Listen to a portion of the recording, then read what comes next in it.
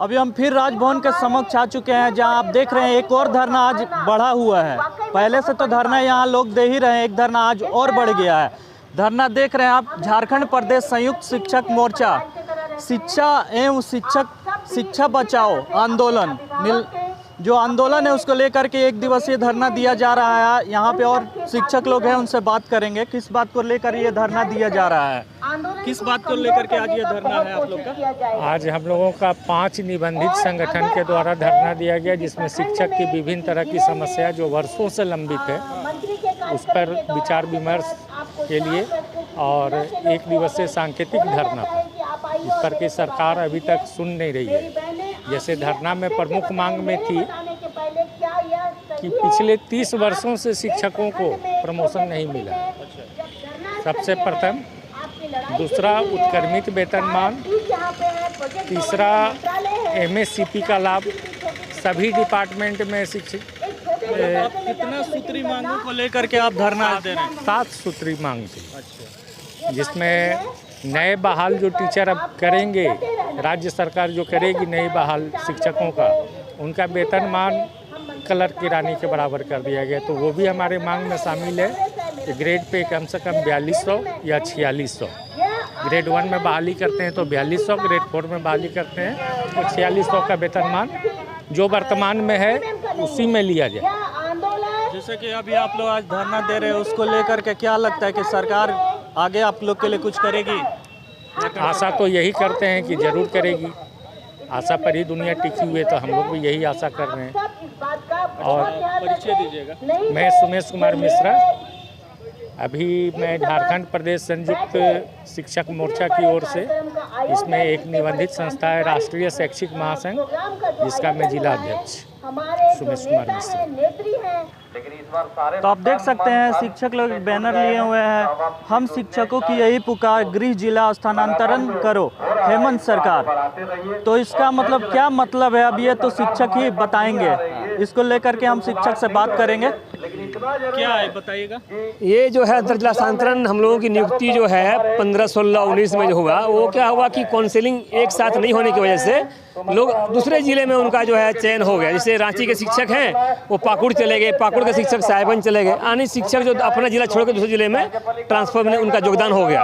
तो हम लोग शुरू से ये मांग करते आ रहे हैं कि हम लोग को अंतर जिला स्थानांतरण का लाभ दिया जाए, यानी जिस जिले में हम उनको वहाँ पर सेवा दिया जाए। और इसके पीछे सबसे बड़ा तर्क यही है कि बहुत जगह भाषा की समस्या है। हमारे जैसे मैं अभी पाकुड़ में हूँ, तो हमारे जहाँ पे पोस्टिंग है वहाँ पे सब लोग बांग्ला बोलते हैं, मैं खोठार हिंदी बोलता हूँ, तो बच्चे हमारी बात नहीं समझते हैं और हम बच्चों की बात नहीं समझते हैं। तो इससे क्या हो रहा है कि जो गुणवत्तापूर्ण शिक्षा का जो उद्देश्य है वो कहीं न कहीं प्रभावित हो रहा है। दूसरी बात कि हमारे मांग को पूरा करने में सरकार को 1 रुपये का खर्च नहीं आएगा, 1 रुपये का वित्तीय बोझ नहीं आएगा। और इस तरह से 24 जिलों में शिक्षक यहाँ वहाँ पे पदस्थापित हैं। तो माननीय मुख्यमंत्री महोदय ने हमारी बातों को सुना और नियमावली में संशोधन भी किया, लेकिन नियमावली इतना पेचीदा फिर बना दिया गया कि 5 साल में 2 नियमावली आया और एक शिक्षक का हस्तांतरण नहीं हुआ। हम उम्मीद करते हैं कि इसके बाद जो सरकार संज्ञान लेगी और ट्रांसफर का काम जो है अंतर जिला का वो शुरू करेगी। मैं दिलीप कुमार राय, प्रदेश प्रभारी एकीकृत गृह जिला स्थानांतरण शिक्षा संघ, रांची, झारखंड। पहले हमने 2 शिक्षकों से बात किया, 2 शिक्षकों के बात करने के बाद अभी एक शिक्षक और हैं जो ज्ञापन राज्यपाल को ज्ञापन सौंप करके अभी आ चुके हैं, उनसे हम बात करेंगे। क्या बात कर बोलते हैं आइए बताते हैं।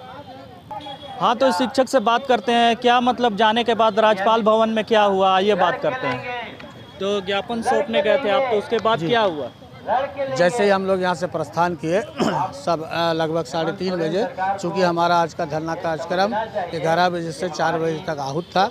हमारे विभिन्न जिला से शिक्षक शिक्षिकाएँ आई हुई थी, उनका भी ख्याल रखना था। और राजभवन से ADC साहब से संदेश मिला कि महामहिम 26 जनवरी के मामलात पर बहुत ही व्यस्त उनका ये है और आप लोग अपना ज्ञापन हमें दे दें।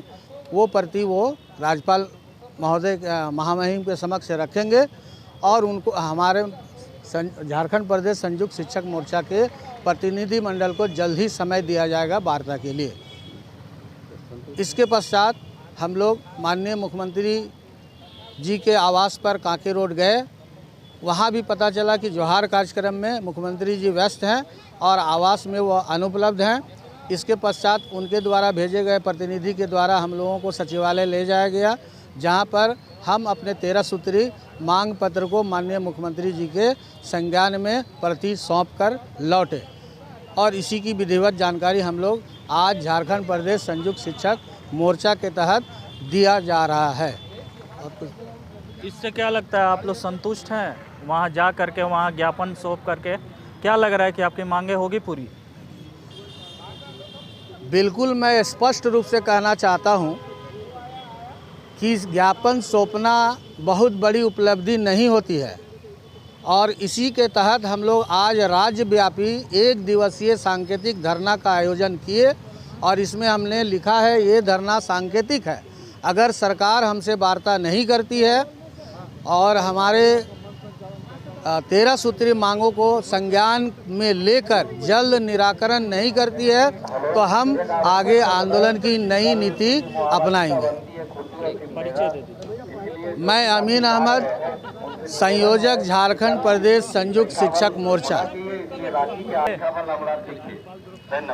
तो अभी जैसे शिक्षक के मीडिया प्रभारी हैं, ये हमारे साथ जुड़ रहे हैं, अभी इनसे भी हम बात करेंगे। आइए जानते हैं, क्या लग रहा है आप लोग ज्ञापन को सौंप करके वहाँ पे, अब जैसे कि राज्यपाल और मुख्यमंत्री आवास गए थे, जाने पे मतलब क्या वहाँ पे हुआ? जी मैं आपको बता दूं, आज एक दिवसीय सांकेतिक धरना हम लोगों ने किया, लेकिन ये धरना का प्रभाव आप इससे समझ सकते हैं कि धरना आज हुई और कल जो बीता हुआ कल हमारे सभी मांगों को मुख्यमंत्री जी के हाथों तक पहुंचा दी गई है उनके आग्रह पर, ठीक है ना। तो इससे आप आकलन कर सकते हैं कि हमारी मांगें सरकार के समक्ष कितना गई और कितना नहीं गई।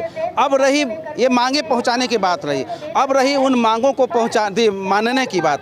तो मानने का ये है कि झारखंड प्रदेश संयुक्त शिक्षक मोर्चा के बैनर तले हम लोग तमाम पदाधिकारियों के पास अपनी मांगों के साथ में हम लोगों ने गया और उसमें बहुत सारी मांगों को माना गया।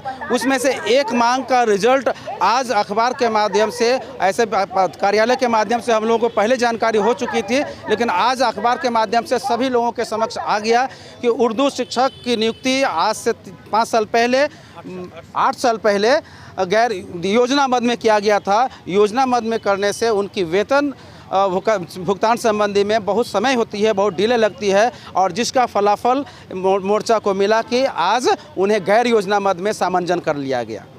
इसके अतिरिक्त जितने भी मांगे हैं उत्क्रमित वेतन मान के संबंध में, हमें MSCP के मांग के संबंध में, वर्षों से लंबित प्रधानाध्यापक सहित तमाम ग्रेड में प्रोन्नति के संबंध में, नई शिक्षक नियुक्ति नियमावली 2021 के तहत जो ग्रेड पे किया है 2400 एवं 2600 को बढ़ा करके जो वर्तमान में हमारे सहायक शिक्षक जो वेतनमान पा रहे हैं उनके ग्रेड पे 4200 और 4600 करने में, हमारे भाई, हमारे बंधु, हमारे शिक्षक जो सुदूरवर्ती जिलों में जिनकी नियुक्ति हो चुकी है, जो सरकार की पहले से स्थापित नियम थी, गृह जिला स्थानांतरण नियम ऑलरेडी बनी हुई थी, उसमें जटिलता लाई गई और उस जटिलता को हम लोग प्रमुखता से लड़ाई कर रहे हैं कि वो इस जटिलता को दूर करके उन्हें अंतर जिला स्थानांतरण की सुविधा दे। इसके अतिरिक्त तमाम तरह की गैर शैक्षणिक जो कार्यों में रत रखी हुई सरकार, उसको दूर करने के लिए हम लोगों ने एक समस्या और समाधान के संदर्भ में अपने ज्ञापन सौंपा है और उसका समाधान भी दिया है कि यदि विद्यालयों में शिक्षकों को शिक्षा अर्जन करने के लिए, शिक्षा सिर्फ देने के लिए रखा जाए तो उसके लिए हमें हर एक विद्यालयों में एक लिपिक और एक कंप्यूटर ऑपरेटर की ज़रूरत है और उनकी नियुक्ति किया जाए। चूँकि NGO के माध्यम से सरकार अपने शिक्षा बजट का बहुत सारी राशि खर्च कर रही है, यदि उसी राशि से हमारे विद्यालयों में लिपिक और कंप्यूटर ऑपरेटर की बहाली की जाती है तो नो डाउट दैनिक रिपोर्टीकरण जो कार्य किया जा रहा है, शिक्षक जो मुश्किल मजबूर हैं अपनी नौकरी बचाने के खातिर वो दिन रात उसमें लगे रहते हैं, MDM हो या और भी कुछ हो, तो उससे उन्हें राहत मिलेगी और सो दैट वो अपने विद्यालयों में कक्षा में और बच्चों के बीच में रह सकें। शिक्षकों का एक बहुत बड़ा दर्द है कि शिक्षक बच्चों से सबसे ज़्यादा कनेक्ट होता है, लेकिन विडम्बना ये है, हमारा भारत देश का विडम्बना ये है, हमारा राज्य के विडम्बना ये है कि शिक्षक को अपने बच्चों को एग्जामिन करने का, मूल्यांकन करने का अधिकार नहीं दे रखा है। विभाग जैसे हम लोग को निर्देशित करता है वैसे हम लोग को करना पड़ता है। आप ये बताइए, मीडिया बंधु के माध्यम से मैं ये सवाल पूछना चाहता हूँ आप लोगों के समक्ष, क्या एक शिक्षक को अपने बच्चों को फेल करने या पास करने का अधिकार नहीं है? यदि ये अधिकार नहीं तो हमारी लानत है शिक्षक भूमिका में, शिक्षक प्रोफेशन के रूप में। ये मैं आप लोगों के समक्ष ये सवाल करता हूँ। इसके अतिरिक्त बहुत सारी मांगें हैं, हम अपनी मांगों के समक्ष मीडिया के साथ रखूँगा। मेरा नाम अरुण कुमार दास, झारखंड प्रदेश संयुक्त शिक्षक मोर्चा का मीडिया प्रभारी, प्रवक्ता सह मीडिया प्रभारी जी। धन्यवाद। तो आपने देखा सांख्यिकी माध्यम से ये लोग ने, शिक्षकों ने अपनी मीडिया के सामने अपनी बात रखी और अपनी जो सारी समस्या है वो बताया हम लोगों को, मीडिया को, द ओपन न्यूज़ 24 को। तो bureau report, the open news 24 Ranchi.